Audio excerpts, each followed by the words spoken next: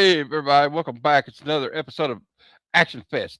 We're cutting through Action Fest like Rambo cuts through bad guys in a Rambo movie. So it's like we've only got, I think next week's the last week. This has been a hell of a ride. I know that. So I hope everybody's got their flight suit on. Hope you got plenty of fuel and plenty of Sidewinder missiles. So we're going to try to land this plane right now with my guests. We have my man Fable in the house. How you doing, sir? Have you ever Station, thought about station. stealing an F-16? Yeah. Well, that's what we're going to talk about tonight. Like, uh, talk about what it might be like to steal as a F-16. So, how are you doing? This is have you seen this movie before? yeah, Yeah, yeah, I've of seen course this you have. movie plenty of times, man. This is one of those '80s staples, man, for sure. Yep, Louis Gossett Jr. I mean, come on. yep. And yeah, by the way, I'm excited about Tango and Cash Friday, bro. It's going to be Let's good. go. Oh All yeah. right, we got another collaborator with Action Fest. We have three of the four collaborators on the show tonight. We have Metal Elf Collectibles in the house. What's up? Hey, station. Chappie! Yep. So this is the Happy. first time watch for you, right? Yes, sir. Yep. All right. All right. We actually we just watched it. Me, him, and Fable watched it about I guess an hour and a half ago. All right. Uh, Yep. and if I'd known he had to pay for it, I would have invited Brooks to watch it with us backstage. But he's here with us tonight. How you doing, Brooks? I appreciate you No, being here. yeah, this And is one of those like annoyingly hard to find movies that you can only Oh my get by God. buying it on Yeah. YouTube, unless you like manage to find somebody selling the DVD. But it's annoying. But sometimes you just gotta go. You gotta go that extra mile to yeah, get. and I know this is Yeah, it's not the first time you watched it, but we'll, yeah, we'll, we'll explain it later. You can explain it later why yeah. it's almost like the first time again, though, because from what I've been told, but I'll let you talk about it. And like you said earlier, it's only six of us on the panel today, and I'm not going to give him credit for it. Brooks said so. The panel is the Fantastic Four tonight, so we got the Fantastic Four. So I'm excited to get into it. I want to say hello to the chat real quick, and then I'll tell you some info we got. We got Jean Below. Good evening, John Below, my friend from north of the wall, protects us from the White Walkers up there in Quebec. And we have 34 Easy E. Salutations to you, sir. And what's he say? Peak 80s. I recorded on HBO and wore it out as a. Me too. I had it on. I think it was HBO or Cinemax, and John Below seen it because he's going Chappie. All right. Anyway, so I'll get into it a little bit. This movie came out in 1986. Matter of fact, to be exact, it came out July 23rd, 1986, a few months before Top Gun, which me and Fable talked about earlier, and I'll let Fable talk about it a little bit more. Comparing this movie to Top Gun's like comparing apples to oranges, honestly. But so anyway, July 23rd, 1986, a soundtrack on. Well, no. I got that was the soundtrack came out that day. The movie came out on January 17th, 1986. The soundtrack wasn't released till like June, looks like. It stars Louis Gossett Jr., Jason Gedrick, Larry B. Scott, Tim Thomerson, who you may remember from Doll Man and some of those kind of movies. He was also in, I think he had a cameo in Fear and Loathing in Las Vegas. And what else has he been in? I know, I know I'm missing one here, but I He's know the he's been he's in a the lot. bad guy in Nemesis, man. Oh, yeah, he's in Nemesis. I forgot. One of the The craziest movies I've ever Albert seen. Pugh classic, Nemesis, Yeah, like Albert Pugh's quickly becoming one of my favorite like B movie directors though, just because of how crazy his movies are. All right. Anyway, this movie was directed by Sidney Furie. Um, now a little information on the movie, the production. Um, they wanted to get the assistance of the United States Air Force to help them in this movie, so they could use F-16s, actual F-16s from the United States Air Force. But because the movie is about a teenager stealing an F-16, they did not condone it. They did not want any part of it. So they turned to the Israeli Air Force. So they went and shot 6 weeks in Israel at I can find it. What Air Force base was it? Anyway, they filmed it. They filmed some of it in like Chino, California, Air Museum, and some stuff like that. But like they filmed a lot of it of the military based stuff in Israel. It took 6 weeks to film there. There was a funny story. It says the most Israeli air bases are situated in underground hangars, maintenance shops, and crew quarters. Filming in Israel took 6 weeks in and around regular Israeli training missions. The aircraft used for both the American and the Belian, which is the fictional, which looks like Iraq. Let's face it, the guy looks like Saddam Hussein. Uh, they were they used for the MiGs. They were F-21 Mirages, which were French planes that they bought surplus. The Israeli military had bought surplus, and they painted them, and they kind of simulated MiG-23s, and they painted them with the fictional markings of this fictional country. Also, interesting story. At one point during the filming of the flight stunts and everything, they had these two Israeli F-16s painted to look like American F-16s, and they had to go on a mission because there was something going on in Libya or Lebanon, and they had to fly an air support mission for their Israeli IDF. And these planes took off, and they realized, wait a minute, we got American markings all over these jets. If we go over there and get in a dogfight or something or bomb something, it's gonna be an international incident. So they had to quickly turn around and land. So they almost had an international incident filming this movie. And actually, some of the guys that did some of the stunt flying in this movie were also did stunt flying in Top Gun and Blue Thunder. I don't know if you remember the movie Blue Thunder with Roy Scheider, where he's a helicopter pilot. I think it's Roy Scheider. So anyway, that's a little information about it. The budget was $10 million, and it made 24 million globally. So it was a limited success, I guess. But we'll get into it right now. Faye, why don't you start? What are your thoughts of this movie? I know you've seen it before, and we just rewatched it. What do you think? Well, first of all, I don't know why they compare this movie to Top Gun. I just don't see it at all. This thing has more in common with the Karate Kid than it does Top Gun. But yeah, this is one of those background movies, man. You know what I mean? Like it used to Hmm. just be on TV, put it on, do whatever you're doing, have it on. I've seen this movie in chunks, here and there throughout the years. Um, it's one of those movies uh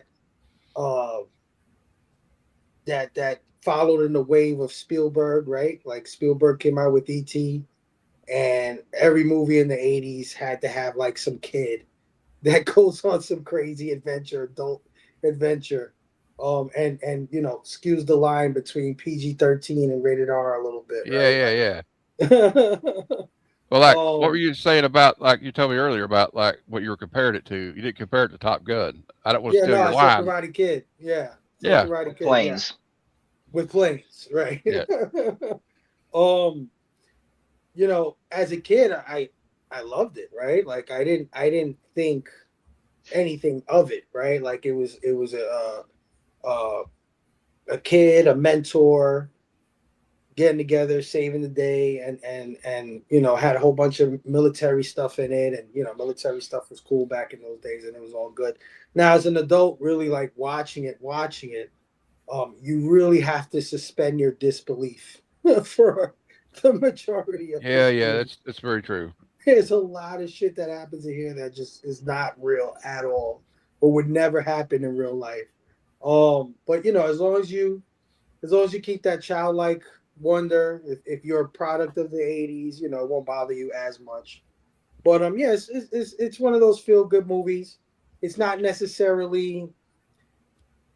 I would say it's a little cheap, if that makes any sense, right? It's not slick in any way. I don't think it has like a tremendous amount of style. It kind of looks like a made for cable, made for TV kind of movie feel to it.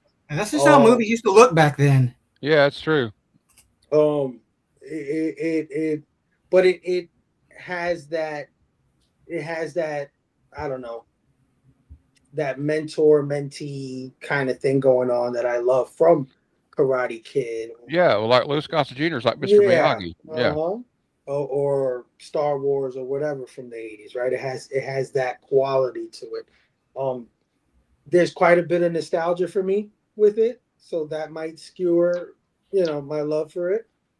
But yeah, I mean, I think it's just a feel good, cool little movie.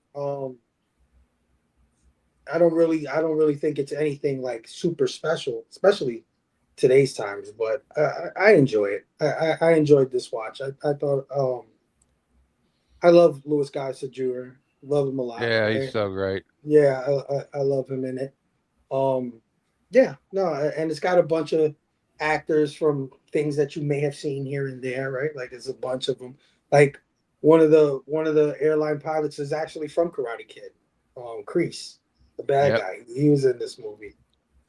So yeah, I mean, it's a lot of feelings, but again, a lot of the crap that happens in it is kind of like, oh my god, that could never happen today. Oh no, no, it could have happened. It wouldn't have happened back then either. But Yeah, a uh, freaking you know, causing an international incident the way they did well, I mean, wouldn't the fly. girl that plays Joni is Shawnee Smith, and she was in all the Saw movies. Yeah.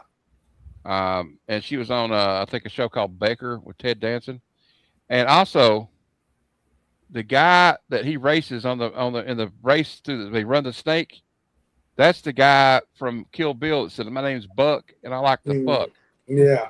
Yeah, Oh Yeah. wow. There's a lot of yeah, actors in this one.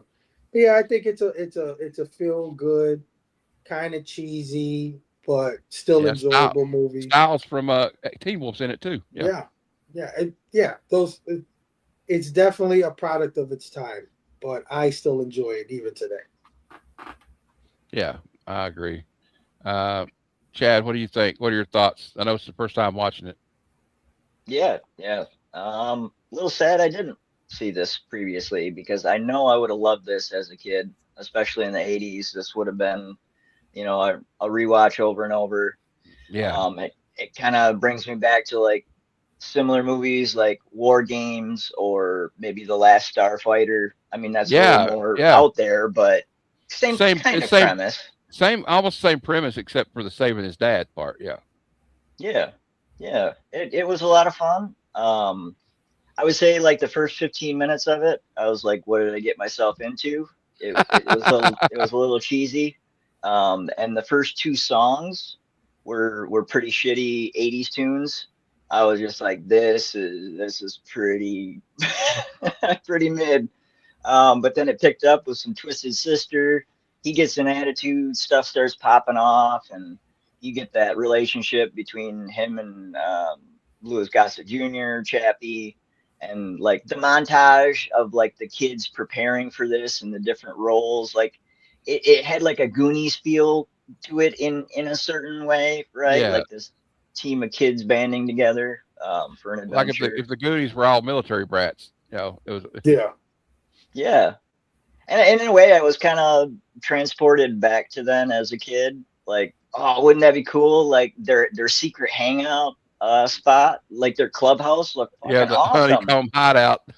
Yeah, I was like, I would have loved that as a kid. These Air Force brats, man, they got it made. You can steal an F-16 and go on missions. Like, Just race your plane against a Yeah. motorcycle. Well, yeah, not that your dad will like take you Yeah. out, let you fly the jet like without telling anybody. You get in the simulator all the time, and I mean, Brooks, yeah, come on. You didn't have a plane when you were a kid? Didn't we all right. have a plane? I don't know. Let's Just talk about that And a too. Mustang. chopper. Just a Doug pathetic Masters, chopper. yeah, Doug Masters has got like a fucking fastback Mustang, a Cessna, and he's like in high school. So yeah, I don't know. And he's got a Yeah, license for it, apparently. Yeah. and you can fly the Also, hell out of it. though, I like. Well, I'll talk about it later, but no, I'll talk about it when he's got his little Walkman rigged up to hook into the car or in like the jet, like. So he's figured out like the Advanced technology. yeah, he had the aux cord before they even had an aux cord. So that's kind of cool. I guess that would work. I don't know if that would work the way I was trying to. I never noticed that before. He plugs it into the dash. And anyway, you got anything else, Chad? I'm sorry. Oh no, I thoroughly enjoyed it. Yeah, I would have loved this as a kid for sure. I was big into the military. I wanted to be a pilot. Desert Storm, Desert Shield, all that stuff at the Hmm. time was really patriotic. I just the power of the weaponry, right? And like it's a power fantasy. I mean, Yeah. I look at it in a different lens now. Like people are dying, right? Money is being wasted, but back then it was just cool, bombs and bullets, you know. So it was fun. Yeah, definitely. Okay, Brooks, I know this is not your first time watching it, but I'll let you explain how it's almost your first time watching it. Yeah, so like a few years back, we did this movie on PCP movie nights. It was a cruise choice. Our buddy Strickland picked Iron Eagle because he's watching Cobra Kai, and at one point in that show, Johnny is watching Iron Eagle, like the whole Chappie scene. Yeah. So like he wanted to watch it, and so I found there was like a free copy of it on YouTube but like I guess they couldn't put the music in it. So like every time like a song would be playing, like like a traditional, not like a score, but like a song, it would just go silent, and it would be just like there wouldn't be any music going. So like I kind of watched it, but like and like I didn't like it. And everybody got really mad at me, and they said, "Oh, you gotta watch it. You gotta watch it with the music, dude. You gotta watch it with the music. It'll just like change your entire experience." And so, like, yeah, it's kind of my first time watching it, like the whole experience, and it is better. But I still do not like this movie. So like, I'm sorry. Please don't be mad at me. No, it's all good, Try man. to be That's as what positive as I can. I'm still gonna. There are things I like about this movie too. But Yeah. this movie, it I kind gotta of have crosses dissenting the opinions. stupidity line for me. Yeah. Like Yeah. there's only so much stupidity you can take sometimes, and this movie like is like really. I was like, oh my lord, what the fuck am I still this shit in this movie? Yeah. But it does have a lot of fun moments too. So like it's not a slog, but like yeah, it's definitely not one of an action movie that I would like go back to on the Yeah. regular. Right. Yeah. You got anything else you want to say, or Yeah, I think that's. I don't want to give away too much before Okay, we get okay. into like the deep shit. Yeah, I got you. I I'm got just you. gonna zip it. For Don't worry about like it's not going to offend nobody. I like that's the whole point. Like I had a friend of mine. He's like he didn't want to come on Commando. He watched it with us. He goes, I don't want to review Commando with you because I'll just trash it. I'm like, dude, nobody cares. That's what we're reviewing a movie. Not everybody's going to think it's a Yeah. Yeah. and like spoiler alert. I'm probably not going to give this movie a 5. But like my overall thoughts, it's like kind of like me and Faye were talking about earlier. Like people that kind of trash like new comics are like, man, it ain't as good as like Secret Wars in '84. I'm like, do y'all remember what Secret Wars? I remember reading that. I went back and read that, and I'm like, it's not that interesting a story, y'all. Come on, it's not like Yeah. it's all you remember A on the toy cover is commercial. like, yeah, it's a toy commercial. And people might get mad at me. A hot take: the G.I. Joe Real American Hero was a better story than Secret Wars. I just because I don't know. I don't think Jim Shooter was that. I think he was the one that wrote it. I don't think he was that good of a writer, to be honest with you. But Yeah. he was a good editor though. Um, because if you read Adventures 200, like oh my god, it's anyway that I'm gonna make a video about Adventures 200 one time because that's the most insane shit I've ever read. But anyway, yeah, it's like a movie though. To me, it's like putting on an old familiar pair of jeans. Yeah. Watch this movie. It's like to me because I grew up with it, obviously. Right. So like I'll probably be different than like Brooks and Chad are about what they're like. Chad said he would have loved it if he was a kid if he watched it. And like it's like it is. It's like a like I think Fable had the best comparison: Karate Kid with jets. But also, it's kind of like a John Hughes movie with jets. This is a teenage. This movie was geared for teenagers and kids to go to the theater and watch it, and like a Chad said, a teenage power fantasy.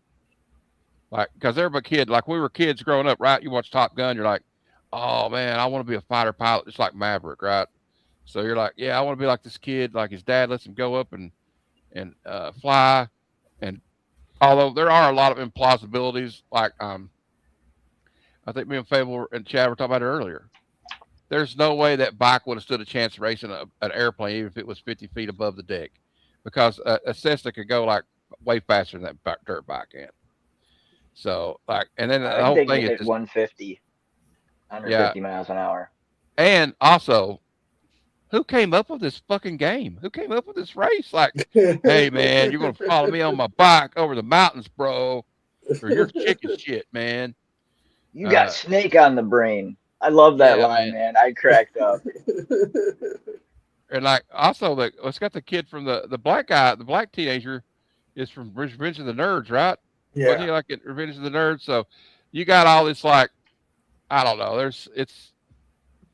It's also impossible. They would have threw all these people in jail. They would have been under the prison. Yeah. They would have locked them away, thrown away the key. I mean, billions of dollars down the drain. They probably millions of dollars at least. I mean, I think a F-16 is like like $150 million piece of equipment. That's what I'm saying. Yeah, And back then like, then. yeah, Yeah. yeah, it's probably worth even more than that now. Yeah, But because like, when you're a kid, you're not looking at any of this stuff from a plausibility. Like you really don't know what's Like the thing I possible. put my GI Joes in. Yeah, yeah, exactly. but as an Also, adult, you're like, oh my god, are you another serious? comparison you can make to it. I don't know. Have you all ever seen the movie Flight of the Navigator? Mhm. Yeah. Oh, The little long kid time in the ago. UFO. It kind of reminds me of that too. Well, there was Yeah. a slew of this stuff after ET. It Yeah. was the floodgates open, and it was just like, Explorers too. Like yeah, they build a kid, spaceship. friends, go on an adventure. Adults, are worried about the kids, and yeah, this is like a genre in itself within the 80s. Yeah. Yeah, and like now I will say something about some of the music. The soundtrack, like there were a couple of cheesy '80s songs, like Chad's saying, but there were like I'll just read off. There were some pretty good songs on it. There's some bangers. One Vision by Queen. They play it twice in the movie, which I think that song's good. We also got like I didn't remember this hearing this, but like I think at the end of it they play this one, Iron Eagle, Never Say Die by King Cobra, Maniac House by Katrina and the Waves, Intense by George Clinton. I think they played that at the prom when they were dancing. And Hide in the Rainbow by Dio is You're in this forgetting movie. Twisted Sister. Oh We're yeah, not gonna Twisted. take Yeah, it. I know Twisted Yeah. Sister, and Some good Motown tunes. there's a couple of good motel. There's what's the name of that damn Is there song? a James Brown song in this There's thing? a James Brown song in it. Tina Turner and Ike Turner. Tina Turner, Big yeah. wheels keep on turning, Rolling, yeah, Proud Mary. rolling. Yeah, Proud Mary. That's it. And he plays "Give Me Some of Lovin'" by the Spencer Davis Group when he bombs the yeah. something else in it. But anyway, yeah, Yeah. Stand By Me is another one, easy. But yeah, we're going to talk about characters. And it's going to, hey, we're not going to have to worry tonight. We only got 4 of us. So it will probably be enough for everybody. So There's still maybe too many people here for the amount of that's true characters. because there's only 2 I really wanted to talk about. So here's what we're going to do. Pick some other, you all can each pick an individual character, but talk about any other one you want to. It's cool. There's only 4 of us. It don't really matter. Fable, highlight a character you want to highlight. And then if you want to talk about the other ones, it's cool too. Damn, I don't want to steal the most obvious, I think, character in this movie. Dude, I don't care, dude. I mean, I Yeah, don't know. okay, so then we're gonna have to go Louis Gossett Jr., man. To me, he's the Chappie. heart. Yeah, Chappie's the heart of this movie. He's the most entertaining actor in this film. Like everybody else, kind of plays the role straight. Even what's the kid's name? I forgot the kid's name. Doug Masters. Doug Masters, yeah, Masters. Even he's kind of flat a little bit, in my opinion. Yeah. All the charisma comes from Louis Gossett Jr. And it's a little over the top, but I kind of like that from him, right? Like he's like, "Damn it, kid, you don't know anything. You don't know shit, kid. Fucking fuck, kid." He goes from like the kind of like by the books, like strict mentor guy to like the silly, ridiculous guy. Yeah. Yeah. Don't worry about me. Play the tape. Play the tape, kid. I tell you, play the tape. Yeah, I've always loved Louis Gossett Jr. To me, he's the main draw of this film. Yeah, I'd go with him for sure. And I guess somebody else. Damn. Let's go with his dad. His dad, I love him too. Jim More, Thomas. more in other movies than in this one. Because he's a little bit over the top as well in his acting. But he loves his kid. I think he's a bad influence on his child in this movie a little bit. because he's like, I mean, how old is this kid? And he's like letting him fly 16, F-16, 17 at the high. F-16 jets and shit. And it's like, my God, those are death weapons. Like, you know what I mean? You know the amount of skill you have to do to fly these things, but you It's know, a little bit whatever. more advanced than a single engine Cessna. Yeah. Yeah, a little. Or a Thing goes Mach, simulator session. thing goes Mach Yeah. 5, right? Like, but whatever, you know what I mean? He's doing his best to try to raise this kid and trying to instill the values of being an adult, being a man, and stuff like that. So yeah, I'll go with that too. Letting a 16-year-old fly an F-16 would be like giving a machine gun to a toddler. That's what I'm saying. That's crazy. That's true. All right, Chad. What do you got, buddy? Yeah. I would definitely go with Chappie as well. Um, like Fable said, he's the heart of this film, like the centerpiece, the voice of wisdom. He keeps the kids together, brings that heart to it. And beyond that, I really liked let's see here, Colonel Blackburn. The colonel that he goes to when he finds out his dad is arrested, and he just kind of busts through and goes and talks to him, and he's standing in front of the board, and I just love that line. He's like, if the uppers knew that I was letting you see this, they'd put my tit in a vice. I was just like, yeah, more than that, bud. Yeah. More than that. But he's in a couple scenes. I thought he played it straight, but also had, like, you could tell there was a rapport and a connection with Doug. Like he felt something for him.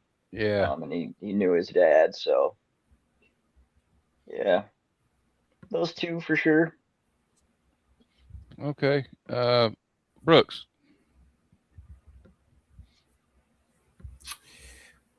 Well, like like when I've been watching, like, back through movies, especially from like the early '90s and late '80s, like there's a kind of a recurring theme villain wise, in that every villain is Saddam Hussein, and this movie is no different. Like, it's like this guy is basically Saddam Hussein, but he's also like a fighter pilot, so he's like the Red Baron.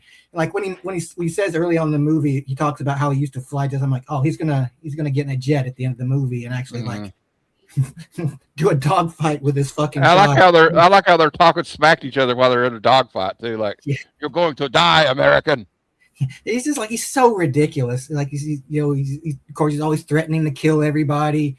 He's just he fucking makes one of his dudes land so that he can hijack his jet and to go and fucking fly against his kid, and he gets killed for it. Like, they he get blowed up when it's his own fault, his own stupidity and hubris. Like, if only the real Saddam were as stupid as this guy. Yeah, so much right. problems could have been avoided. Well, also, this actor is British. David Stuchett. I don't know if you guys remember. If you ever watched the BBC, he was Hercule Poirot on the Agatha Christie murder mystery show. Yeah. So yeah, he's done a lot of, like, a Shakespearean actor. So, like, you had a lot. He's taking the role very seriously. Like, like he doesn't. Maybe that's where you got those. Yeah, maybe that's where you got the dramatic pauses. It's just delivering his Shakespeare lines, because it was like, say something sinister, and then take like a 3-second pause to go to the next thing. My favorite was like when they're at the dogfight at the end, and that squeal he lets out before the missile even hits the plane. I was like, oh my God. Yeah, that was great. It was good when he was like, because I have his name here. I kind of forgot his name. He was like, well, you're dealing with the Ministry of Defense Colonel Akir Nakesh. He's like, you're dealing with Doug Masters. And he'll deal with me, Doug Masters. Yeah. Who? I don't know who that is. Like, okay. It almost had like a Hot Shots Part 2 kind of quality to it. Like, no, that's a movie I haven't seen in a minute too. Oh no, I love that movie though. Okay, I've lost something here. I had to do a body count. Okay, so this movie, there's like 34 deaths in the movie, and so it brings our total for ActionFest up to 1,284. We're definitely going to break 2K when we get to John Wick and Expendables and Kill Bill. So, because I mean, they kill like 400 people in one of the Expendables movies I at know least. we might break 3K with just I those think we two might. I movies. think we might actually because we're getting close. Although some of them don't have many because it's like a movie. Dirty Harry isn't going to kill like at least not in the first one. He doesn't kill like 50 million people in it. But hey, Rich, how you doing? What's up, Ron? I didn't see you there. Around. I'm surprised 34 people died in this movie. I'm trying to think. Like, Well, they don't really show a lot. Like you see a bombs, but like I see people flying around. Also, another Christmas before I pick my character, he shoots a radio like a radar tower. It falls over to a tent and then just explodes. Like, why would the Like, radar? what kind of bullets are they shooting? Are these like Yeah, explosive bullets? that's what Well, I I was think thinking. It's I like the think cannon, the 30 millimeter cannon. They're hitting it with just bullets, and everything is exploding. I was like, okay. huge explosion. And these jets Yeah, have missiles on them. Like, why didn't you just have them fire the missile? It would have made more sense. yeah, yeah. That's another thing. It's kind of crazy. But all right. Well, of course, I have to go about. Okay, it goes without saying, Louis Gossett Jr. He's definitely him and Tim Thomason are probably. Well, I guess the other guys too. But like as far as like the ensemble cast with the kids, he's with them a lot, and he's like obviously got more acting experience than all these kids put together.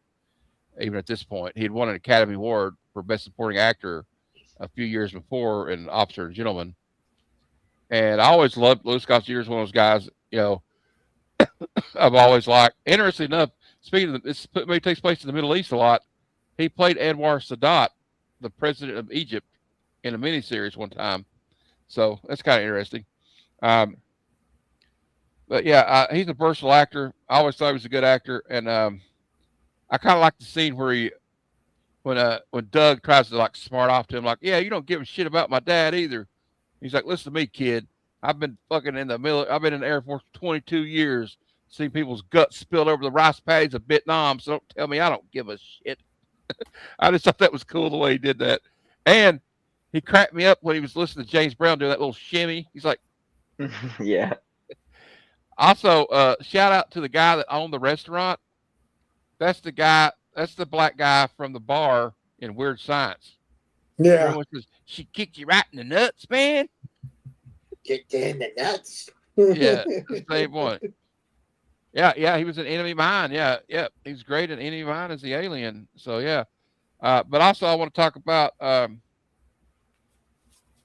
thought the kid that played Doug Masters, Jason Gedrick, did a good job. Uh, I guess at the time he probably thought this was going to be the role that was going to like break him, but he showed up in a few movies like Backdraft. But I always liked him. I thought he was good for the role. I'm not saying he was the best actor in the movie. Obviously, he's not. But I think he understood the assignment, and I think it probably made him look better, because he's with Louis Gossett Jr. a lot. But you could say, I guess, Louis Gossett Jr. really carried the movie. But um, I want to give it also. Who else am I going to talk about? Doug had a little bit of a temper, right? And guys, like Yeah, in the beginning, like yeah, it's like he was bullying the bully, right? Like yeah. He don't was going to bully beat the crap out of that kid, right? It's like, oh, him. yeah, I'll call the other kid's kind of a pussy. It's like, don't know, the sheriff will get involved. Like, what a pussy! He's just going to call the sheriff on him. Um, Actually, the also that girl played his girlfriend. I've seen her in a lot of movies. She was in she didn't really have a speaking role much in it though, but she was in The Rocketeer uh, back in the day. So I don't know. She's also in Hannah Montana the movie, but I don't think she really cares if that's on her Oh, that resume or gem. not. Yeah. Yeah, that Jim. I'm sure Miley Cyrus would like to forget about that movie. All right, but yeah, I guess also, of course, you all talked about him. Tim Thomerson, which he kind of plays the same guy in every movie, don't he? Like, I mean, he's got the same kind of like, I don't know the way he acts, but he's actually he's one of those guys like you may not remember his name, but you're like, oh, oh yeah, I've seen him before. You always remember him though. He's got like a memorable face, and so but y'all did a good job picking it up. I don't really have to talk about anybody else. Although I thought it was cool that Shawnee Smith was in the movie, and she was in like she's in all the Saw movies, and she's been in like actually some pretty good movies uh, over the years. So anyway, all right, let's go on. We'll talk about style and structure. Uh, Fable, we'll just start with you again. Um, well, I don't know. This is kind of where this movie. I mean, if I had to technically pull it, break it down, it kind of falls apart in a lot of ways. It's Yeah, it's it's very it's very pedestrian. There's to me, there's no style to this movie. Like it's like scene, scene, scene. There's no fancy camera movements. They're not doing much. The editing is pretty awful in this film. Like they'll cut from a plane to inside the cockpit to looking at the whatever it is, the joystick or whatever, then back to the plane outside the cockpit, two planes flying around, and then they'll go to a completely different scene. Just cut to a whole nother place yeah. out of Yep. nowhere. Um, so stylistically, I think it's kind of mid.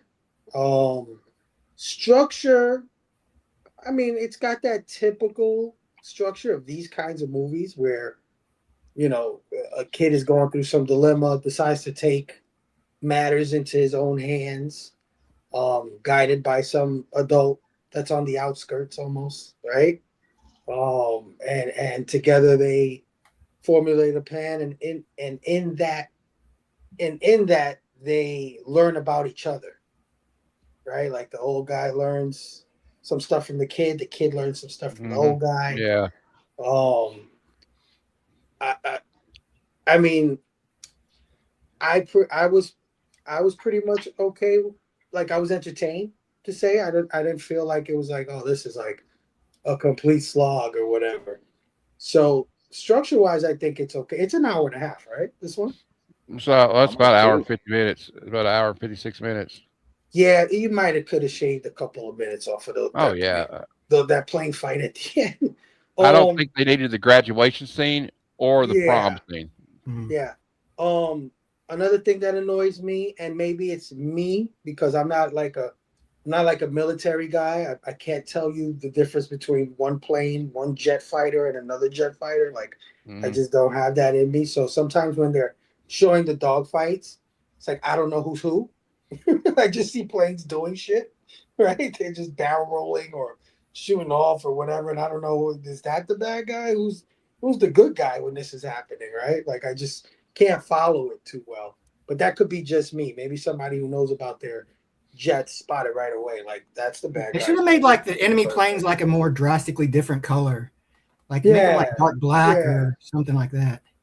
Um, yeah. So I think both style and structure are pretty mid. There's really nothing special about it. It has a cheap sort of direct to video quality to it, which Hmm. isn't necessarily a bad thing, right?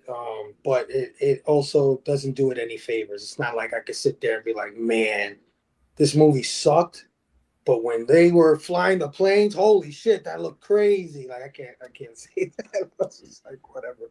So yeah, this movie totally relies on Louis Gossett Jr. and his relationship with this kid. For me, that's what Hmm. injures this movie or makes it watchable. So yeah, style and structure are just okay. Yeah. Oh, and I must add that Melora Hardin, that played Doug Masters' girlfriend, you may remember from The Office, she was Jan Levison, Michael Scott's girlfriend Mm. and boss. So, all right, Chad, what do you Oh, think of the okay. style and structure of Iron Eagle? Um, yeah. Let's see here. Pretty much echo what Table said. In a way, it's kind of like a coming of age story. This was just going through my head. Like back in the 80s, the coming of age movies were a whole lot different than say like the early 2000s or the 90s even. Like the coming of age of then was more like super bad or a romantic comedy like Dazed and Confused or like that kind of thing. Hmm. Whereas the 80s is like some just totally unplausible sci-fi, bordering on sci-fi adventure, like this. You know, stealing two F-16s and going and saving your dad from Timu Saddam, as you said, Matt. So Yeah, that's what it was. Timu Saddam. Yeah. And well, they also had a lot of time in the '80s. Like you would have a Caucasian actor with a tan Mm-hmm. play a Middle Eastern person. I don't know if y'all ever seen. Oh, we lost Fable. I don't know if you've ever seen the movie Delta Force with Chuck Norris and Lee Marvin. That's one I've Uh, never seen. is the guy that plays the bad guy? He was the I can't remember his name, but he was the bail bondsman in Jackie Brown. I can't remember his name. He was in Black Hole. Oh, Max Cherry? Yeah, Max Cherry. The guy Robert plays. Forster. Yeah. Yeah, Robert Forster. I'm sorry, it's my brain went blank. He plays a Middle Eastern guy. They just put him in a tanning bed. It's just so ridiculous. All right, Faye, I'll have to put you back up here, I guess. But then again, Johnny Depp played a Native American. I mean, there's all sorts of that swapping stuff going on for sure. That's true. Yeah, that's Yeah. what actors are supposed to do, though, right? They're supposed to, like, become the part. Yeah. Yeah, we just can't do blackface anymore. Yeah, That's it's a like, big no-no. within reason, of course. Well, they used to have like the rifleman Chuck Connors played a Native American. So did Charles Bronson. Like when they're early in their career, and Ricardo Montalban played an Indian in a. I think in a Harmonica was supposed to be Mexican in Once Upon a Time in the West. Yeah.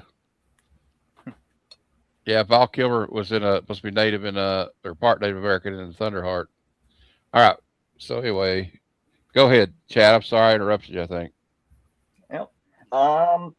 Yeah. So again, I'm with Babel. Like the style of it, like some of it's cool, but I wouldn't rave about the cinematography, the shots. Like honestly, some of it was a bit of a letdown.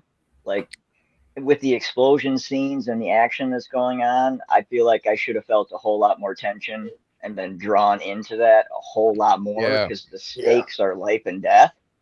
But just the way it was shot, it was just like a shot of, firing the gun and then boom, it was just like a big plume of flame. Right. Okay. And like you were saying, the editing, like it would cut from one thing to another. I'm like, how do we get here? Mm-hmm.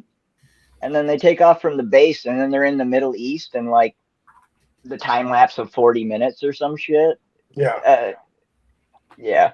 But there's a whole bunch of shit that we could pick apart if we really wanted to. I didn't notice much of a score per se. The sound design was okay. Like I said, the explosions were kind of mid. Like Fable said, it kind of comes off as like a direct to VHS kind of thing. But it was fun and entertaining. And then we went through the song list. So it starts out with a couple of lame 80s hits for me, but then it definitely gets better, much, much better. Yeah. So, yeah. All right, Brooks, what do you think of the style and structure? Yeah, it's like I think this movie it drags a bit in the beginning. Like I think they could have like hurried. They could have cut a lot of the stuff like out of the beginning, leading up to him, like meeting Chappie and like getting started on his actual journey to do the thing. I think they kind of drag ass a little bit in the beginning with it, but it doesn't feel like it doesn't terribly drag a whole lot. And like for all the problems I have with the movie, like there are like some good there's some good stuff in it. Like I like the fighter. I like the dogfight scenes, even though like Fable said, like sometimes it's kind of hard to tell, like, is that a good guy jet or a bad guy jet? And sometimes they're a bit inconsistent. Like you get some like pretty good shots and you get some like, oh man, that's not very good shot of the jets. But yeah, it's like it mixes like a little bit of humor and like action stuff pretty well. But like like you were talking about Commando earlier. Like Commando is a movie that like it's a dumb movie. It's stupid, but I love that movie, and like because it's low. I think it's lower on the stupidity spectrum for me than this movie. This movie is like throws too much stupid at me sometimes, and I'm just like, come on, man. A lot. It's unbelievable. It's very much, it's just that it's a wish fulfillment. It's like a child's wish fulfillment film. Like, oh man, what if I could like get in a fighter jet and save my dad from like an evil warlord, Right. that kind of thing. And like, I think if I'd have seen this movie like as a kid, I probably would have loved it or at least liked it, and it may have like tainted my impressions of it on the rewatch. But I think one of the reasons like everybody else loves it so much more than me is because like I don't have any like attachment to it. So Yeah, like, I understand. I understand what you mean. Yeah, 100%. I mean, I'll tell you, I'm biased from the jump because of the nostalgia, right? Like, the nostalgia Yeah. factor plays a big part because, I mean, come on, like we watch so many movies, especially me and you, Brooks. Like we've been doing this for a few years now, and it's like, yeah, this shit is dumb as hell. Like you cannot watch this and like go into it with any logic because Yeah, it's like you will hate this shit. yeah. It's like having just watched the first two Expendables movie, it's like hard to say like on the stupidity scale, like how this one would like hold up against the first Expendables movie. It's like I'd say they're neck and neck in a lot of ways. Yeah, Yeah, but like you still enjoy, you can still have fun with them. That's the great thing about action movies is like right. even if you're not enjoying it as much, you can still get some enjoyment out of just like Yeah. sitting back and watching the kick explosions and everything going. Mm-hmm. But you can teleport yourself, especially us because of the things we love. We still like a lot of stuff from our childhood. And we have like childlike, hearts and stuff. You can transport yourself to that time and say, like Chad said, yeah, I probably would have ate this up as an 8-year-old. You know what I mean? I probably would have loved this shit. And people like me and Matt who did watch it at that time, we ate it up. We're like, this is great. This is better than Top Gun. This is totally plausible. This is totally plausible. Well, I was watching it through the filter of like my 12-year-old self. Mhm. I was like, I would have Yeah. loved this shit, like all the military stuff and like, yeah, it's not Oscar worthy by any fucking means, but it was entertaining. Yeah. Yeah. You could have given Lou Gossett an Oscar for this movie. But I mean, I'm sure there's like a better movie he could have gotten an Oscar for. It would have been kind of sad. Like Lou Gossett's only like award was for Iron Eagle. Hey, somebody loved it as much as like me and Matt because this thing spawned like 3 sequels, I think. Yeah. Well, Yeah, that's back when filmmakers film studios would just keep making movies. Like, if they had like a decent hit, like before they became all scared of taking risks and trying to, do more stuff. Like, they'd make sequels out just on anything back then. Yeah. American Ninja had 4 sequels. How many Nemesis sequels did you say? There's like 5 of them. There's like That 5 blew of my them. mind. Yeah. That blew my mind, bro. Oh yeah, Brooks. If you ever watched Nemesis, oh my God, it's like okay. It's something. Well, you see Cyborg, right? Yeah. The SoundCloud Damn Cyborg. Yeah. It's the guy who made that. Hmm. Right. So is it canon? Is it canon? I don't think it's canon. No, it's not. It's after Canon went out of business. It's definitely in the vein or in the spirit of a canon movie. Okay, imagine if the person that wrote if the Wachowskis had smoked meth before they wrote The Matrix. How do we know they didn't? Well, I don't know. This movie's wild though. It's just like they were following the White Rabbit. They were doing something, that's for sure. All right. Yeah, I agree with all you guys on the looking back at it, like because I've watched a lot of great films since I was a kid. So since the first time I watched this movie. So like if I'm thinking about something like even though I really don't care for Tom Cruise as a person, I will give him credit like that. Top Gun Maverick was pretty dope. And so, like, you can't, even though some of that shit's implausible too, but this movie, like, when you look back at it as an adult, you're like, they not only would they have been put in federal military prison in Leavenworth, they would have been put under the prison. You would have never known these people ever existed, especially Chappie, because he would have known fucking better to do this shit. He just like, you know what? No, kid, you're right. Let's just steal a couple F-16s. We only got 3 days to prepare for it. I'm with you. Okay, whatever. Yeah, Chappie's like, I'll throw my life and career away for this kid. Why not? Fuck it. Can you get me all these things? He's like, no problem. I'll just get my 8-year-old brother, my His 12-year-old friend. We'll get the Mickey Mouse Gotcha. Club. We'll get the Mickey Mouse Club to come up with some shit, and it'll be all good. Oh man.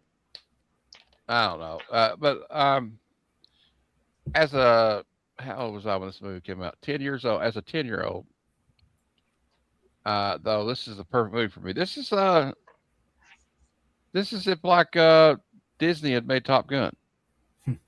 This Pretty is much. like, I mean, it's not for adults really. I don't know if it's even, is it PG-13? I can't remember what it's rated because it doesn't have a lot of cussing in it. There's no. It has There's one one F-bomb. Yeah, Yeah. there's one F-bomb for sure. There's about 3 or 4 shits in here. PG-13. There you go. Okay. Yeah, it skates that line. Yeah, this is definitely a Spielberg inspired. This is a teenage movie. It's a teenager movie. Yeah. Yep, that was the line, especially back then. 2 F-bombs get you an R. So 1. Well, see, You get I say that PG-13. about Iron Eagle too, Jelani, because to me, like when I was a kid, I liked Top Gun, but like when I was like 10 years old when Top Gun come out, so all that stuff with him and Kelly McGinnis falling in love, that shit was wasted on me. I didn't give a shit about none of that. Well, let's get back to them flying jets, you know. So the love story thing didn't mean nothing to me, but yeah, Top Gun Maverick is like. So you just take my breath away, shit out of here. I'm wanting Danger Zone. Yeah. Yeah, exactly, right.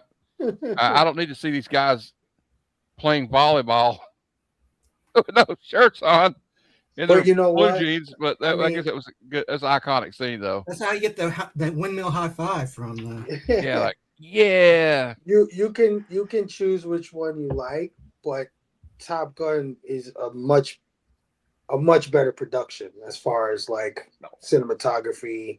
You know what I mean? Like slickness to the visuals. Production. Yeah, action, explodes. It's a lot more slick than this movie. And I will agree with you guys about the jets maybe being hard to. The key thing with the jets in the movie that is the only way you can really identify these jets from each other is the F-16 is a fixed wing plane, and the MiG is a delta shaped wing. It looks like a triangle. Yeah, Top Gun was like a super long adult. Yeah, it was a 2-hour movie, recruitment movie for the United States Navy and Air Force. But yeah, I'm sure Top Gun definitely had a bigger budget. Oh yeah. But also they kind of had movies like this in the 80s. I don't know if you guys, I'm reaching back in the past for this one. You all probably not even seen this movie. It's got James Garner and C. Thomas Howell in it. And James Garner is a military, like a major in the U.S. Army, and his son gets framed for selling drugs, C. Thomas Howell, by this crooked sheriff, and his dad, James Garner, happens to own a Sherman tank that he's restored. So he takes the Sherman tank and busts his son out of jail, and they go on like a car chase. He starts running over cars. It's called Tank. So it's kind of the same, almost the same kind of thing, you know. And also the kids, you know, also as a kid, you're like, yeah, if my dad got captured by an evil warlord, I would want to be able to steal an F-16 and get him back. But they kind of make it look like stealing an X-16 is like stealing your neighbor's Camaro or some shit. Yeah. You know, like, first of all, if you fly a single engine Cessna, that doesn't mean you can fly every plane. You would get into that would be like, jumping from that would be like trying to get into F-16, be like trying to learn how to fly the Millennium Falcon or some shit. I mean, I don't know that even know what even the simulator. I don't think the simulator could. I just. And then he's like, "Hey, you know, son, why don't you skip school and just fly this F-16 with me today, right?" Right. Exactly. I don't know, but like, yeah, this kid's kind of a Mary Sue when it comes to being pilot. It's like he was just so good. He was just born to be a jet fighter pilot. It seemed like is what the movie's kind of saying. It's like it's in his blood. Yeah. His father's like scolding him. And he's like, "Is that in order, sir?" He's like, "But did you like that barrel roll off full out?" Yes, sir. And I'm like, "Okay, you're Jesus." It's kind of like wink, wink. You like live for this shit. Like I don't know. Christopher says that Iron Eagle was the shiznit. Uh, yeah, like well, there's also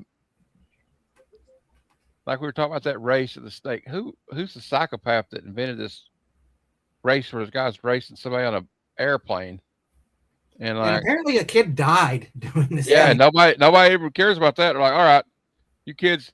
Also, they didn't really explain how he crash lands the plane and they just leave it laying there. Remember, because they're like, your dad just got shot down. He goes, well, fuck that, I gotta go. You know. Oh, trust me, if somebody would have pulled the cap like he did, he would have got more than one punch in the face. Like that plane is. I would have beat the hell out of him. He Oh, yeah. almost killed me. He almost killed him. That would have killed him. Like messing with a plane like that. Like the also tens of thousands of dollars in damage as well. Yeah.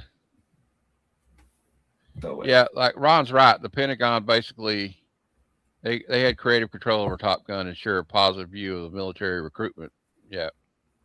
Well, they do that a lot, like with some of these movies. Like I remember, like with although there's some of them I don't think the military would agree with. Like I don't think you could consider Platoon or Black Hawk Down like a military recruitment video. And Southern Comic Geek says Iron Eagle equals Timu Top Gun. Well, actually, Southern Comic Geek, this movie came out 4 months before Top Gun, and it's nothing like it. No, So, it isn't. all right. It's well, I mean, it's a different story, but like, I mean, it did come out first. I'm just saying. I'm not trying to compare it. I'm just saying it came out first. I mean, they both have jets. That's talking. where the similarities end. Yeah, I mean, the only thing that's really similar is Yeah. have jets. Unless is there a sequel to Top Gun I don't know about where his dad was still in a POW? That would have been a cool one to find out his dad Maverick has to was save shot his down in dog. Vietnam. Yeah, and he was actually a POW, so him and Rambo team up to go get his dad back and say, man, I just wrote a great just drop me off Yeah. over here. I just wrote a great movie right there, guys. That's an 80s movie. That's all you got to do. I know in Iron Eagle 2, Masters dies in the beginning of the movie. That's the first of it. But then you know what happens? You know, Done it or actually dead? you know what happens in the fourth one? He's not in the third one. But in the fourth one they go, "Oh, no, he got shot down, Yeah. but he was the in retcon he was his in a death. Soviet prisoner camp." Yeah. Yeah. Doug or Ted? Doug. Doug. Okay. I guess he didn't have the touch after all. No. Oh No. my God. Well, When no, that they talk happened, about that I like was you like, got the touch, Look at kid. an You got the Optimus touch, Prime. What kid. the fuck? like, you got the touch, kid. It's a power. And I'm like, the hell? Yeah, but he's Did like, he just quote Stan Bush? When did Transformers the movie come out? Did it come out in 86 as well? 85, 86, 86. Yeah, 86. So both these movies are 40 years old. Mm. and then he's like, I'm gonna crawl up in that cockpit and give you a touch. Ooh, no. They could have cast Bill Cosby in it, and he said, "I'm gonna give you the touch, kid. Here, drink this." We wouldn't have known about it at that point, but looking back at it would have been another clue. It would have been Well, like- awesome if like the dictator's plane turned into Starscream. I would have like elevated this movie like to a whole other level, I think. Yeah. Man, that would have been cool. Then, like, we could have had like Jetfire in it, and Doug could have been flying Jetfire. That would have been cool. Like, I don't know. Well, the Transformer, he wouldn't have to fly at all. He'd just be like, "Hey, Jetfire, fight these planes for me." Also, I don't know about like. I don't think like if they deviate from their course, those planes, all planes have transponders on them, especially military planes. They would have known exactly where they were going, and they would have been like, "Oh shit! Either we need to go there and stop them, or help them because it's going to be an international incident anyway." I don't know. And also, like the thought of like you're rescuing somebody in a plane, and you're going to land it on the enemy's airfield, and then you're going to take back off. Really? I don't know. But they do kind of make it like it's a crappy country, I guess. Like I don't know, it almost had a Team America feel to it in that way. A crappy country that they were too scared to go save one of their Yeah, men why are they so scared? Because this kid, he had a teenager that's barely out of high school, and and an old Vietnam veteran pilot go in there and took Yeah. out half their Air Force. Yeah, murders about I don't know how many of their military, including their Ministry of Defense, and takes out an oil refinery. That's going to That's raise like, them like, you bastards raise the price of oil for everybody, you asshole. and Yeah. they save the dad, and they're like, you guys looking for trouble? You want what he said? He said, you guys want to engage or whatever? He's like, nope, they don't want to engage. Let's go. They put that in there just to make them look like bad at like Is your father with you? He's like, yeah. He's like, welcome home. And I'm like, what the fuck? you could I take think us it's because from the dictator was dead, so he couldn't like force them to like press the Yeah. attack. Also the super duper happy ending. There's no stakes in this movie at all, right? Like they steal the jets, and you're like, well, there's an inherent risk because they're going to get in trouble, right? You think, but then like nothing really happens, and then like even when you think Chappie's dead, which is like this emotional scene, they pull the rug out from under that too, and go, oh no, they caught me. I was dog paddling in the Mediterranean, and I got picked up by an Egyptian fishing boat, and and they're like, oh, you know what? No, I think you need to let this kid in the. Not only you're going to let us go, but I think you need to let him into the Air Force Academy, one of the most prestigious military academies in the United States. Punish him by giving him what he wants. Yes. Yeah. Everybody wins, right? And then like they all live happily ever after. And they're like telling them like, and don't you all tell anybody about this. What about that 8 kids that fucking help them pull this shit off? Are they not gonna they're gonna be like they'll be like in college going, man, this one time me and my boy Doug, we helped him steal 2 F-16s to go get his dad back in Iraq. It was fucking Remember that awesome, dictator dude. guy that died in a jet crash? Yeah. That was us. That was us.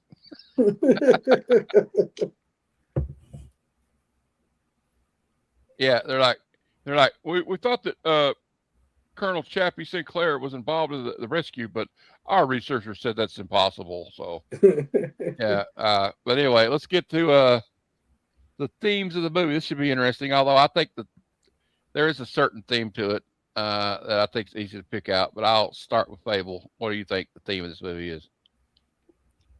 The theme of this movie is you can overcome anything as long as you have a killer mixtape. Nice. You have the right music, you're shooting everything, baby. There's nothing that can stop you. Louis Gossett Jr. He's planning the war. He's planning the rescue. Throws on some James Brown. Boom, we got it. We got a plan. Although I would tell that Doug probably should put some more Metallica or something on the a little Megadeth on there or something. I don't know. I'm surprised. I'm joking, of course. I think it's a theme that is prevalent in a lot of these kind of movies. It's like the old ideas meeting the new ideas and them kind of consolidating into a new future, kind of, right? Like Louis Gossett Jr. He represents the old school way of doing things. While this kid is a maverick, he has he sees the holes in the old ways of doing things. He kind of has a new style to him of how things should be done, and they both clash, but at the same time they both learn from each other, right? And they both come out new people in a lot of ways, or they learn about each other's kind of styles and kind of incorporate that going forward. Because even though they are different, they are kind of the same, right? Like, because the kid, several times he was told to turn off his music or whatever when he's doing this is serious, kid. Turn off the fucking music. You know what I mean? But then Yeah, you just see like Louis Gossett Jr. He does the same fucking thing. He turns on his music when it's I just the know it. And songs, Doug right? complained about that. He's like, "Why are we playing this music?" Remember? Yeah, He Yeah, kind of he's yeah, like, complains about his music. how can you think with this music on? Like, right. That's what he said. how can you fly a $100 million jet playing Queen music? I don't know. But Yeah. So, but yeah, that's what I think it is. I think it's just a converging of the old guard with the new guard, and forging forward with a new plan, I guess, a new way of doing things, yeah, or coming into the new age, the modern era kind of thing. I think a lot of these movies that are kind of like this are about that. I just think you described it.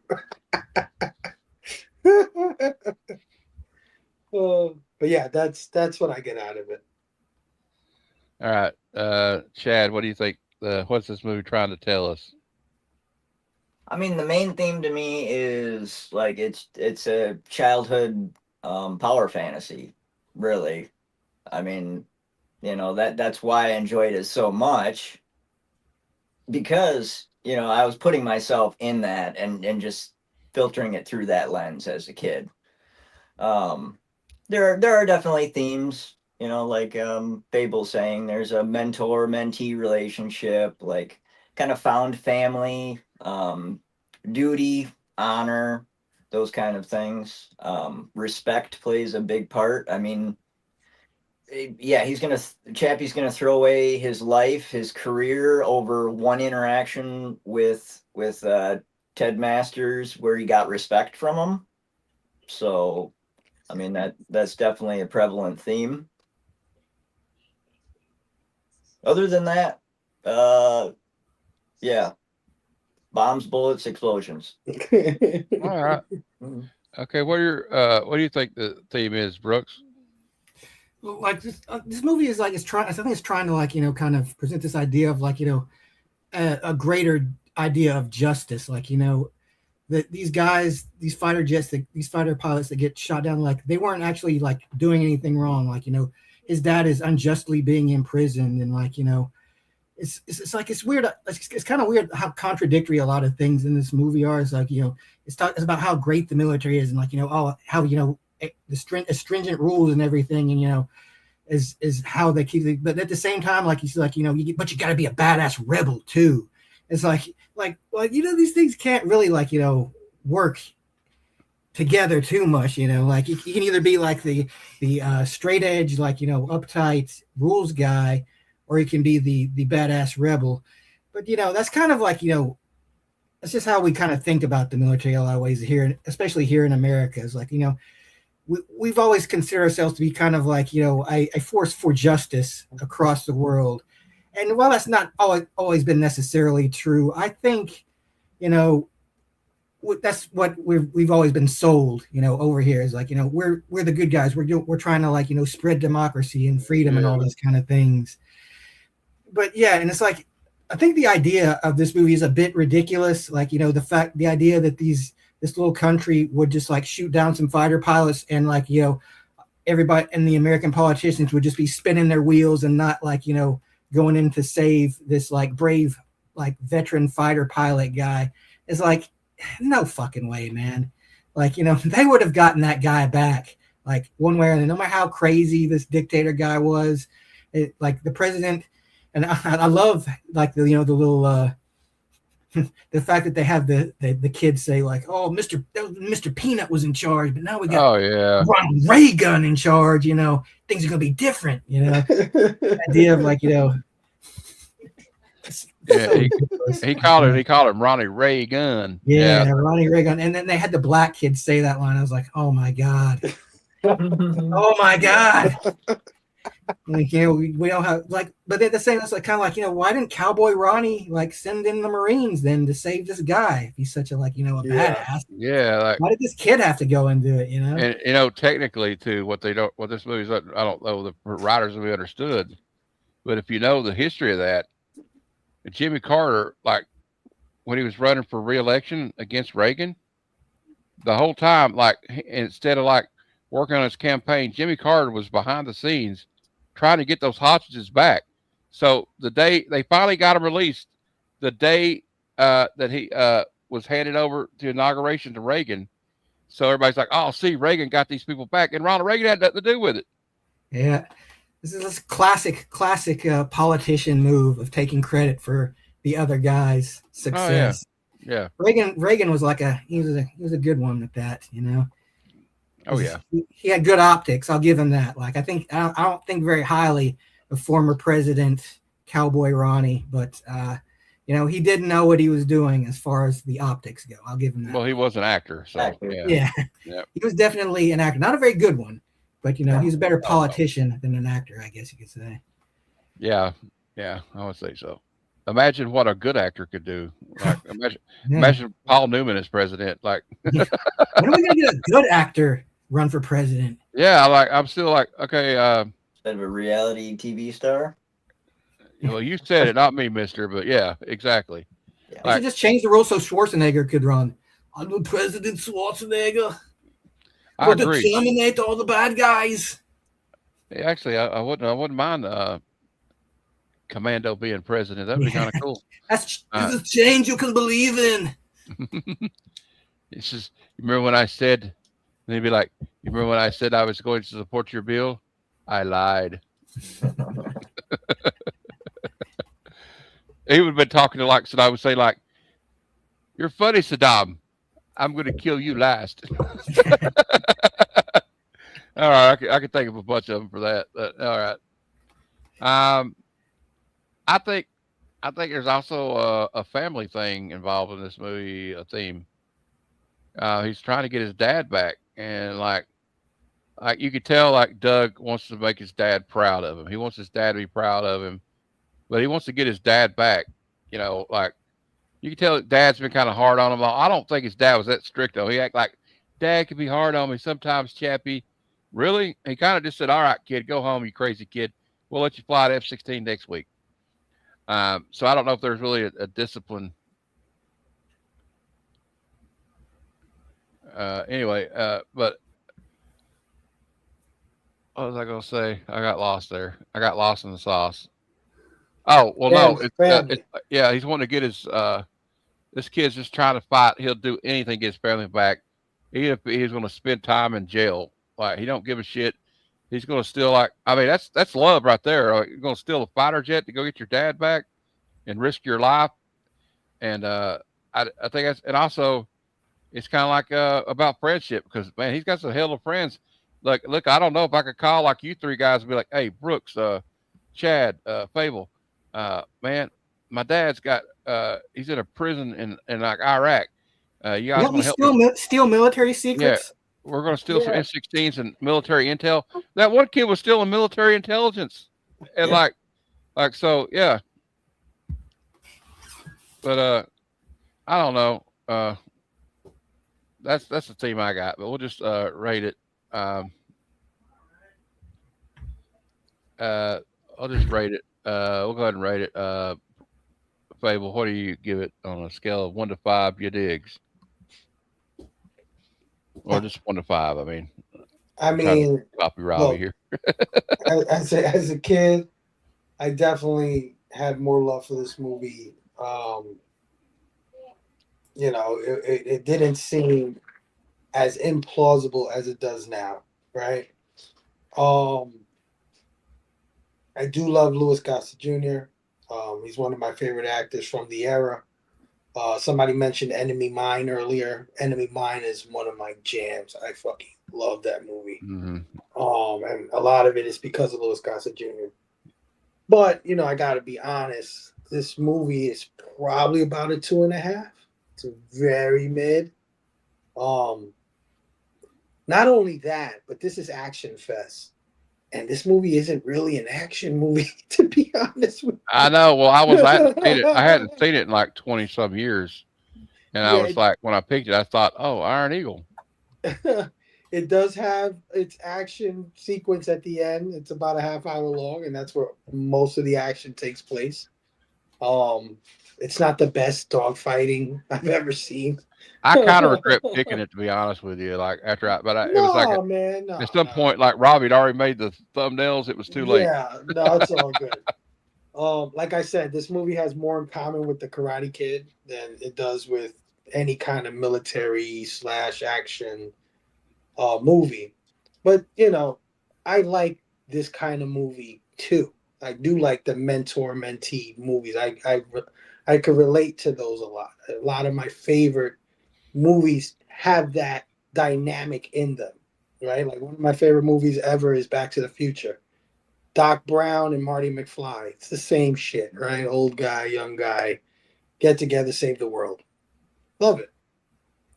But at the same time, there is a Back to the Future. There is a Star Wars. There is a Karate Kid, right? Those movies are infinitely better than this one. Um, but I do have a nostalgic lens that I'm looking at this movie. I am a little biased. Can't lie to you. So I'm gonna give it a 3. It's really, to me, it's just a regular, like, made for TV, made for home movies, B type movie. But like I said, I did have a love for it, and there is some stuff in it that I'm still like, oh, I remember Yeah, these exactly. days, Yeah, yeah.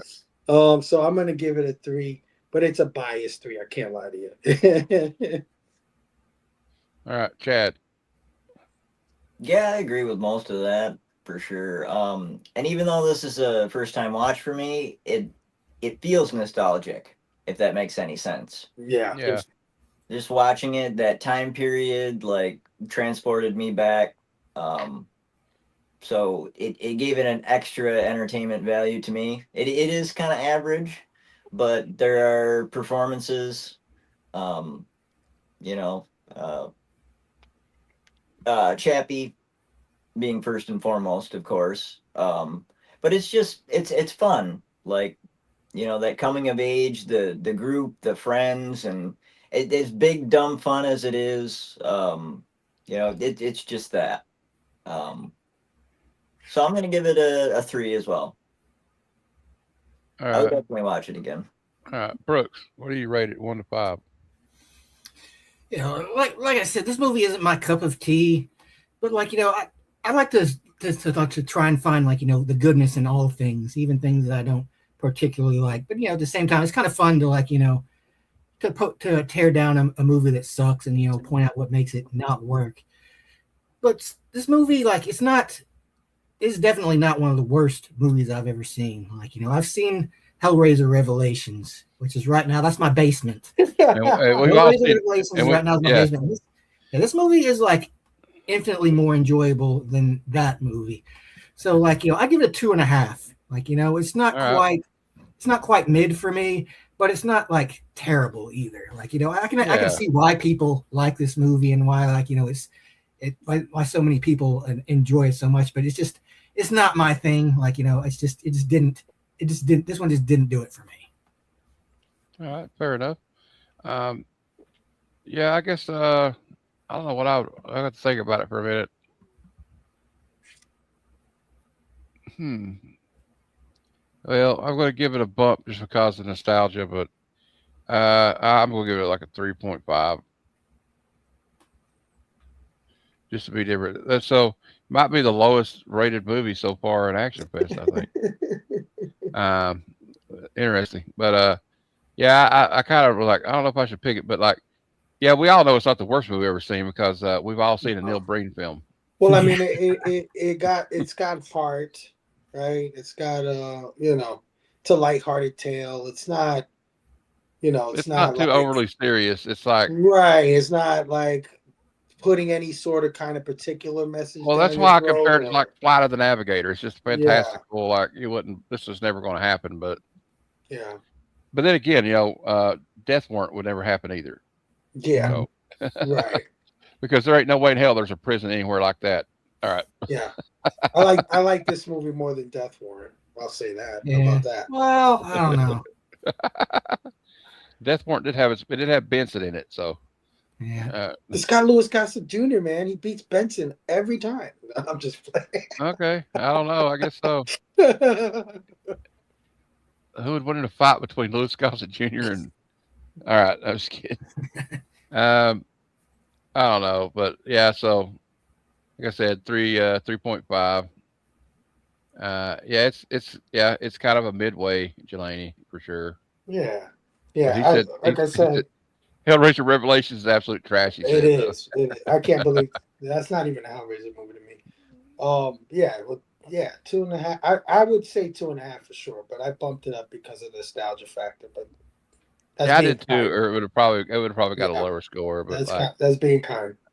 I watched this movie so many times when I was a kid. So like I always say to people, like, look, like in the '80s, I'm sure Raging Bull is a better film. Obviously, it's a better film. But I didn't really watch Raging Bull when I was a kid. I watched it when I was already grown because, like, of course, one thing, my mom was no way in hell gonna let me watch Raging Bull when I was fucking 10 years old. But I mean, you could love movies that aren't, you know, necessarily Shakespeare, and you know it, but there's just, you know, you just love it for some reason. Like we all love Masters of the Universe, I think, right? Like the original Dolph yeah, Lundgren. We know that's not fucking Shakespeare, not even by the littlest stretch, but you know, something hey, about it. Brooks, Jelani had a off-topic question. He got a 4. He gets to give it a 4 for I Psylocke. give it 4. All right. She could have used like an extra head, I think. Like an unhooded head on her would have probably put her at 4.5, maybe a 5, depending. Speaking of toys, I want to get my hands on that Professor X toy at San Diego. Oh yeah, the X-Men 97 one. Yeah. yeah. Well, They all just right, came guys. out with the Zelda ones today. I don't know if you saw that. Yeah, I saw it. I can't go down that rabbit hole. I can't go down that rabbit hole. Oh, I'm sorry, I went down that rabbit hole. I'm not. I've already got the Marvel Legends. I'm dabbling Transformers, and I'm already knee deep in like GI Joe classifieds and the 3.25-inch GI Joes. So Yeah, I'm in well, deep. I'm in deep. stay So it's away like from Brooks and Jelani. Just do yourself a favor. no, it's too late. I already got the Don Marino and the Destro the Spoiler waiting on me at the comic shop. They're holding them for me. So, and I'm thinking about getting that Studio Megatron. I think it's not Studio. It's is it Studio. It's the I don't know. It's the I don't know. It's Megatron. That's all I know. I'm getting a Megatron. That's all they had. I'm eyeballing it, but I'm also eyeballing the. They had the what do you call the Sergeant Slaughter's tank that turns into a transformer? He's got one of those at there. He was holding for me. I don't know if I'm Yeah, gonna the get it yet crossover. either. Yeah, I really want the Megatron one with his tank. But all right. Anyway, let's talk about what we got coming up. Um, uh, Fable, what you got coming up? I know what you got coming up, but why don't you tell everybody? This Friday on my channel, ActionFest continues. This week we're doing Tango and Cash, the Sylvester Stallone, Kurt Russell movie from 1989. I haven't seen this movie in a long time, and I'm interested to rewatch it. Not only because I haven't seen it in a while, but you know I love Sylvester Stallone. I love Kurt Russell, right? I want to see how this thing holds up. Um, uh, and yeah, so come hang out with us over on One Collection Down, 9 p.m. Eastern this Friday, Tango and Cash. It holds up a little bit. I reviewed it last year, but I don't know. It's still good though. Still good. It's got Terry Hatcher in it, so that's all you need to know. All right, Chad, what do you got coming up? Let's see here. I'll be in the chat Friday. I'm sure for Tango and Cash supporting Action Fest. And then I might go live Sunday. Let's see here. And then Tuesday coming up will be my final one for Kill Bill Volume 1 and 2. Super excited for that one. Spoiler, I love those movies. And so do a lot of other people. That was like the first to fill up when I sent the list out. But and beyond that, I'm getting ready for StatueCon. That's coming up August 6th through the 9th. Looking forward to that, hanging out with other YouTubers and content creators and picking the brains of industry people that work and make the statues and hanging out and having a good time. Awesome. Yeah. All right, Brooks. I apologize. I didn't get a thumbnail for you, but like, what do you got coming up, man?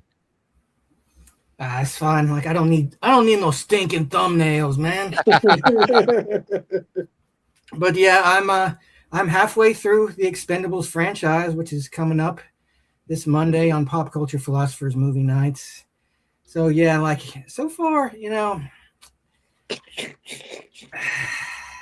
maybe 3 is going to be like really good. Like Robbie says it's the best one. So like, you know, and it apparently makes a big dip at 4. So like, you know, we'll see. Yeah. We'll see. Like, who knows? I might be the guy who's like, oh, 4's the best one. And everybody will be like, oh, you idiot. Everybody that's Stupid on idiot. that panel, that says they're watching. But yeah, these of course, movies. me and Delaney also do Go Figure reviews, and I usually have a little figure I have sitting to the side while I'm talking. Usually when Delaney goes on one of his rants, I fiddle around with it. Tonight I didn't really as much because I was so engaged with you guys. I didn't really have time to do it. But she was been sitting here the whole time. I picked her up today. This is the Secret Wars Magic. Oh yeah. Yeah, she's got the new mutant. Oh, I love suit. that. Yeah, I've been wanting to get that one. She's good. Like, check it out. That's Careful so with hot. her arm. I'm hoping they do more of the New Mutants, like as well. Like the whole team, like Mirage, Cannonball, Wolfsbane. Oh, I love the Cannonball. He's from Kentucky. Sam Yeah, Duffy. it's like, they need to get on that. Get on it, Hasbro. But yeah, because I have a lot of pull in the industry on account of me being like a big shot toy reviewer. So like Hasbro kind of have to do what I say. I got Swiftwind made in my mind. Also, what's his name? Psycho Bear. That would be cool. Yeah, the Demon Bear. Yeah, Demon Bear. Demon Bear. I'm sorry. Yeah. But like the original, like have a box set of the OG New Mutants. Just have a box. That would be expensive though. But I want a new Warlock. Yeah, it would be like $200 fucking or something. yeah, you know what I'd like to see is Energon Universe box set of Clutch with Hound. Mm.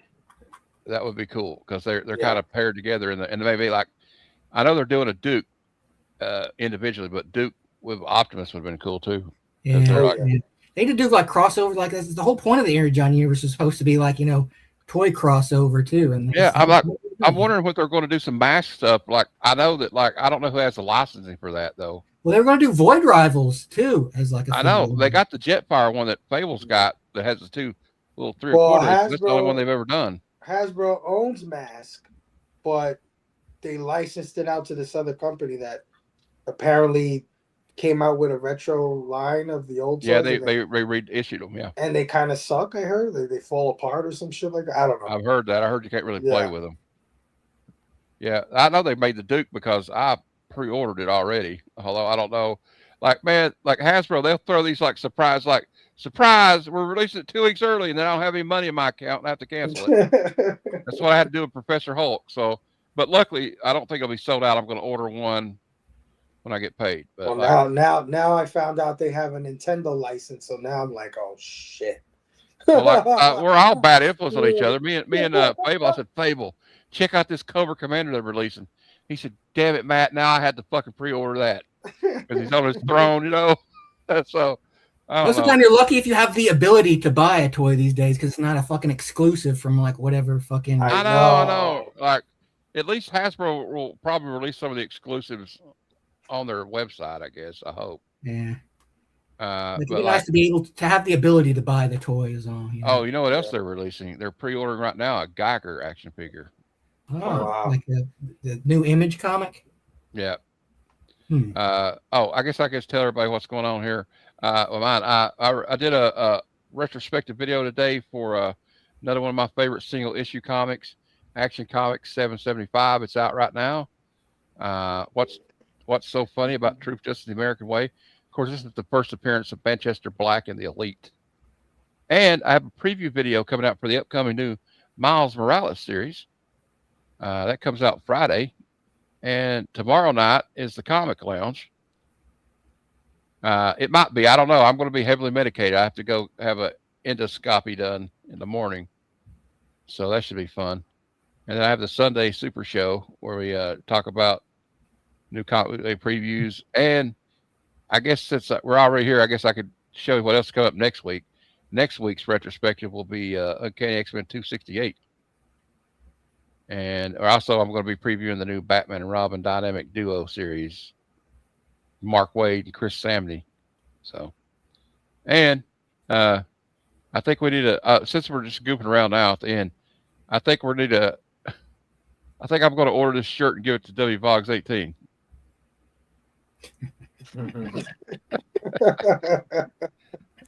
And this is not a real comic, but I think this needs to be a comic.